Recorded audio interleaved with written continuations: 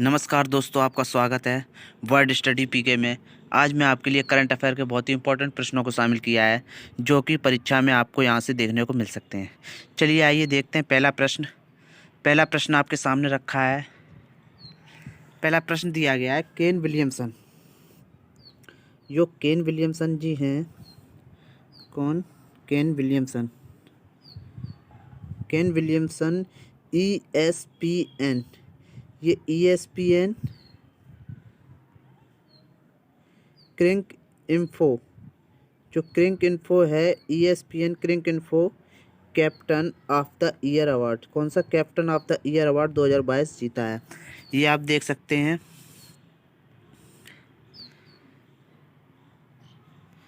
ये आप देख सकते हैं केन विलियमसन को। ये हैं केन विलियमसन। ये चित्र के माध्यम से आप देखिए, ये हैं न्यूजीलैंड खिलाड़ी हैं केन विलियमसन। यह भी न्यूजीलैंड खिलाड़ी केन विलियमसन, इनको क्या मिला है? ESPN Cricinfo ESPN captain of the year award 2022 जीता है। किसने जीता है? वह है केन विलियमसन। यह न्यूजीलैंड के खिलाड़ी हैं, यानी कि कप्तान हैं, न्यूजीलैंड कप्तान हैं, बल्लेबाज हैं केन विलियमसन। इनके इंपॉर्टेंट फैक्ट की तरफ चलते हैं जो परीक्षा उपयोगी हैं। इंपॉर्टेंट फैक्ट दिया है, न्यूजीलैंड के कप्तान हैं केन विलियमसन को 15वां वार्षिक ESPN क्रिक इन्फो अवार्ड 2022 में कैप्टन ऑफ द ईयर चुना गया है। क्या चुना गया है? कैप्टन ऑफ द ईयर चुना गया है। किसको चुना गया है? वह केन विलियमसन है, जो कि न्यूजीलैंड के खिलाड़ी हैं, यानी कि कप्तान हैं, और इनको कैप्टन ऑफ द ईयर चुना गया है। दूसरा इसका इम्पोर्टेंट फैक्ट है कि विलियमसन को अपनी टीम को, जो विलियमसन है केन विलियमसन को अपनी टीम को विश्व टेस्ट चैंपियनशिप जीत और T20 विश्व कप में उपविजेता बनाने के लिए यह पुरस्कार मिला है। किसके लिए इन्हें यह पुरस्कार दिया गया है? यह पुरस्कार इनको विश्व टेस्ट चैंपियनशिप जीत और T20 विश्व कप में उपविजेता बनाने के लिए, जो उपविजेता यानी सेमीफाइनल खेलने के लिए बनाने के लिए यह पुरस्कार मिला है।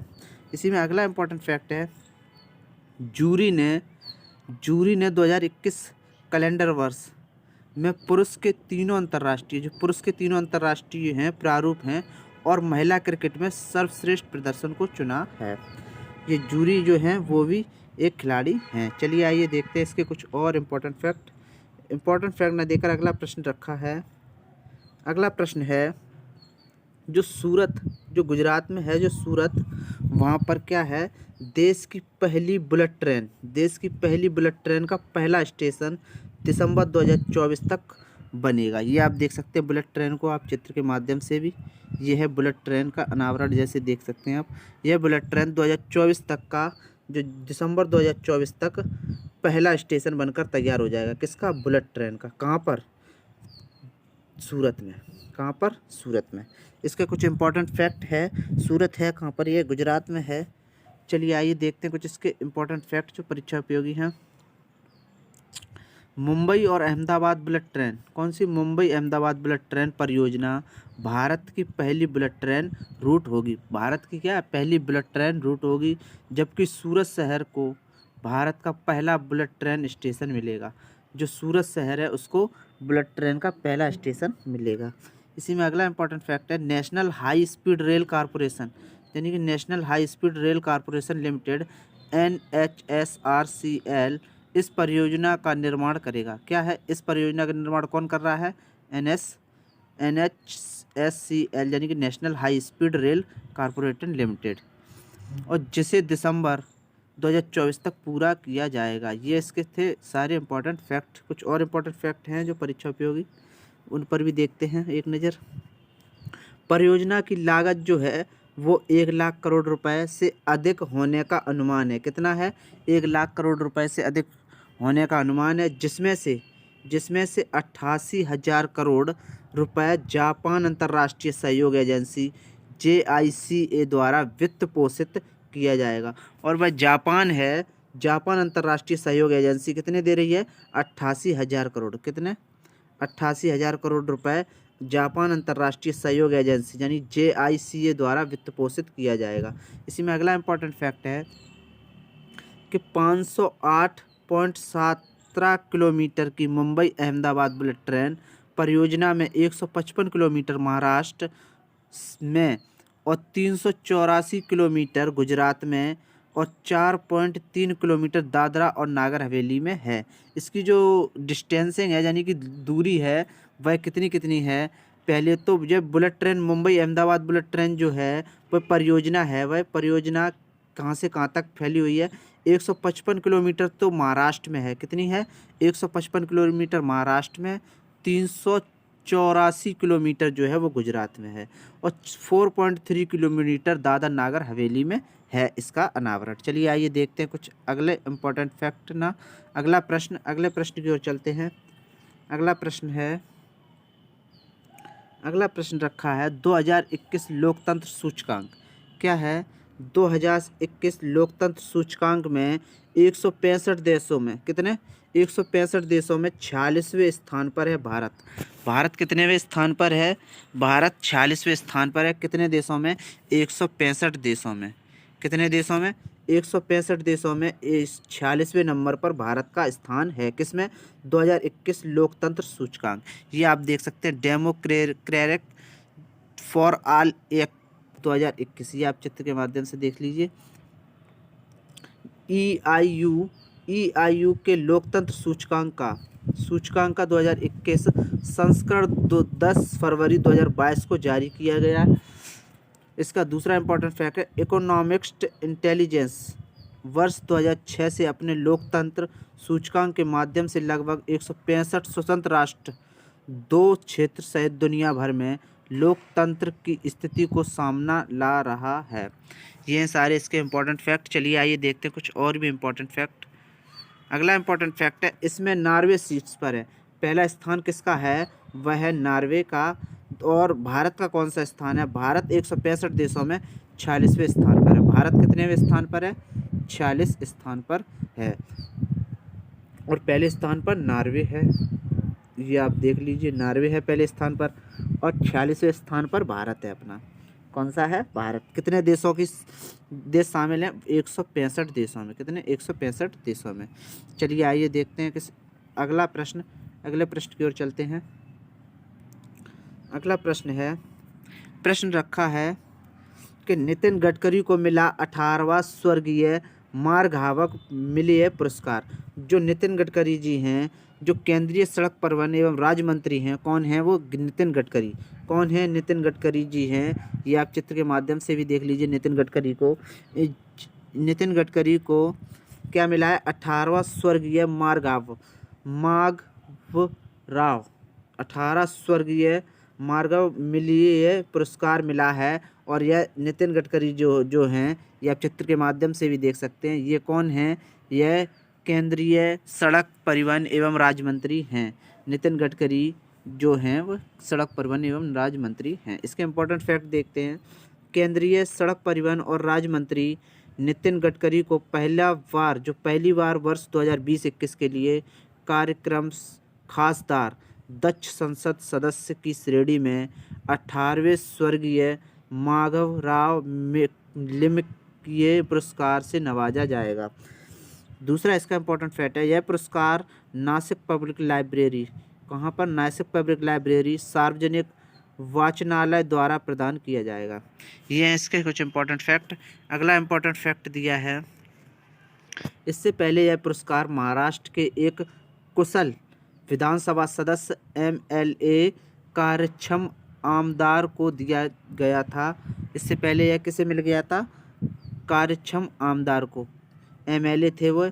दूसरा इम्पोर्टेंट फैक्ट है सार्वजनिक वाचनालय वार्षिक रूप से कुशल विधायक या संसद सदस्य पुरस्कार के लिए विधान परिषद, लोकसभा, विधानसभा यानी कि राज्यसभा के सदस्यों में से एक का चयन करता है।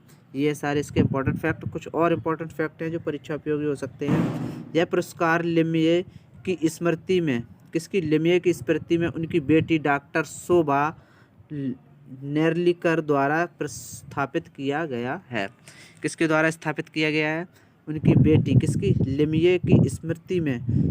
यह पुरस्कार लिमिये की स्मृति में उनकी बेटी डॉक्टर शोभा नेर्लिकर द्वारा स्थापित किया गया है। दूसरा इसका इम्पोर्टेंट फैक्ट है, इस पुरस्कार में 50,000 रुपये नगद और एक स्मृति चिन्ह शामिल है। ये हैं सारे इसके इम्पोर्टेंट फैक्ट। चलिए आइए देखते हैं अगला प्रश्न। अगला प्रश्न है, संजय मल्होत्रा बने वित्त मंत्रालय में DFS सचिव। जो आप देख सकते हैं, ये संजय मल्होत्रा जी हैं, चित्र के माध्यम से देख लीजिए आप। ये संजय मल्होत्रा जी हैं, यह वित्त मंत्रालय के किसके? वित्त मंत्रालय के जो वित्त मंत्रालय है उसमें DFS सचिव बने हैं। क्या बने हैं? DFS सचिव बने हैं। इसके कुछ इंपॉर्टेंट फैक्ट देखते हैं जो परीक्षा उपयोगी हैं। संजय मल्होत्रा जी को वित्त मंत्रालय किसके? वित्त मंत्रालय में वित्तीय सचिव विभाग यानी DFS क्या है? वित्तीय सेवा विभाग में सचिव के रूप में नामांकित किया गया है। वित्तीय सचिव के रूप में किसके रूप में? वित्तीय सेवा विभाग सचिव के रूप में नामांकित किया गया है। यह जो है यह 1990 बैच में राजस्थान कैडर के IAS अधिकारी हैं। क्या है? 1990 बैच के कैडर के राजस्थान कैडर के IAS अधिकारी हैं।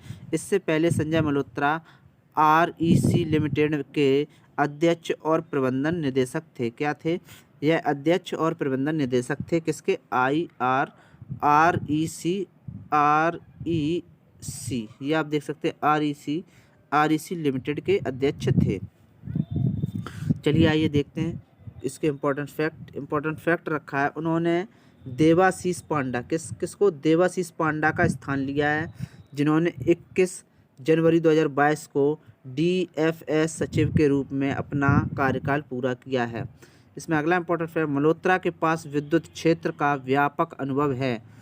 दूसरा इम्पोर्टेंट फैक्ट है इसके, 2025-26 तक लागू होने वाली सुधार आधारित परिणाम लिंक्ड बिजली वितरण क्षेत्र योजना के उद्देश्य भारत की NT&C नुकसान को 12-15% तक कम करना और 2024-25 तक बिजली की लागत और जिस कीमत से इसे शून्य पर आपूर्ति की जाती है बीच में घाटे को धीरे धीरे कम कर रहे हैं।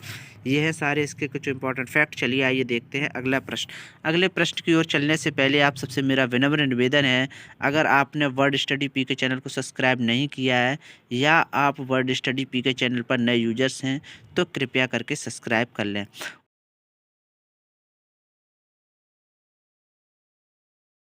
ऑल पर लगा लें, जिससे कि हमारी सारी आने वाली वीडियो को नोटिफिकेशन के रूप में आपके पास आती रहेंगी। अगर आपको वीडियो अच्छा लगे तो लाइक कीजिए और शेयर तो आप अवश्य कर दीजिए। चलिए आइए देखते हैं अगला प्रश्न। अगला प्रश्न रखा है कि साकिबुल गन्नी हैं 13 शतक लगाने वाले या बनाने वाले बिहार के पहले खिलाड़ी बन गए हैं। जो बिहार राज्य है उसके पहले खिलाड़ी बन गए हैं। कौन है? ये साकिबुल गन्नी। ये आप चित्र के माध्यम से भी देख सकते हैं साकिबुल गन्नी को। ये साकिबुल गन्नी जो हैं 13 शतक लगाने वाले, किसमें? रणजी ट्रॉफी में 13 शतक लगाने वाले, यानी कि 13 शतक मतलब 300 रन से ज़्यादा बनाने वाले। कितने रन से? 300 रन से ज़्यादा बनाने वाले, यानी कि 13 शतक लगाने वाले पहले खिलाड़ी बन गए हैं, पहले खिलाड़ी बने हैं। इन्होंने 13 शतक लगाया है साकिबुल गन्नी ने। इसके कुछ इंपॉर्टेंट फैक्ट देखते हैं जो परीक्षा उपयोगी हैं। चल रही रणजी ट्रॉफी 2022 में बिहार के साकिबुल गन्नी ने एक नया विश्व रिकॉर्ड बनाया है। दूसरा इंपॉर्टेंट, वह फरवरी 2022 में कोलकाता में मिजोरम के खिलाफ बिहार के रणजी ट्रॉफी की शुरुआत दौरे में मैच में उपलब्धि हासिल करते हुए प्रथम श्रेणी के क्रिकेट के इतिहास में पदार्पण पर शतक लगाने वाले पहले बल्लेबाज बन गए हैं। ये सारे इसके इम्पोर्टेंट फैक्ट। चलिए आइए देखते हैं कुछ और इम्पोर्टेंट फैक्ट जो परीक्षा उपयोगी हैं। अगला फैक्ट है, उनके द्वारा बनाए गए 441 रन। कितने रन बनाए हैं उन्होंने? 341 रन बनाए हैं, यानी कि 341 रन बनाए हैं। अब प्रथम श्रेणी क्रिकेट के इतिहास में यह पदार्पण बल्लेबाज द्वारा बनाए गए सर्वोच्च व्यक्तिगत रन है। और यह क्या है, बल्लेबाज द्वारा बनाए गए सर्वोच्च व्यक्तिगत रन हैं। अगर आपको हमारा वीडियो अच्छा लगा तो कृपया करके लाइक कीजिए, कमेंट कीजिए, शेयर तो आप अवश्य कर दीजिए। थैंक यू, धन्यवाद, जय हिंद, वंदे मातरम। कृपया करके सभी लोग घर पर रहें, सेफ रहें, सुरक्षित रहें, सतर्क रहें एवं सावधान जरूर रहें। थैंक यू, जय हिंद, वंदे मातरम।